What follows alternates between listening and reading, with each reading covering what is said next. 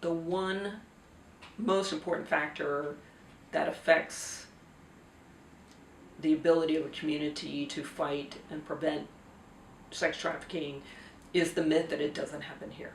It's happening, it's now, it's involving children, students. The second myth, I think, that is a big hurdle that impacts it is that it's only those people. It's any vulnerable population. So it's not limited to a certain ethnicity or race or socioeconomic status. My recommendation to any educator, whether it's a public or a private institution, is to really look at your community, get in touch with your police department, with others that know the story of in your community of how trafficking is affecting your community. With many divisions, many schools, they're going to want to see a need. And in some respects, the need is going to drive the instruction. And in others, it's a prevention. We hope that they never need to use it. But if they need it, we want them to have it before they get into a situation.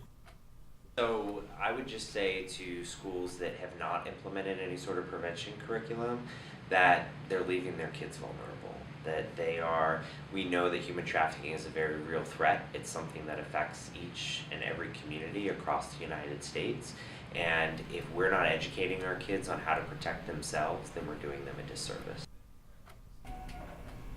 And I wanted them to see the pain and to feel the pain that I felt as a mom, knowing that my daughter was trafficked over and over and over and over again, and knowing that she will spend the rest of her life recovering from that pain, recovering from that abuse.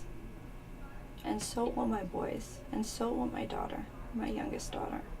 And I was scared. That was the first time I had ever shared our family's story in public in front of anyone. At some point, my daughter lost her voice. Those monsters took her voice away. But I also found my voice to speak for other victims and for other families. Then they started to realize we need to do something and we need to start protecting these children.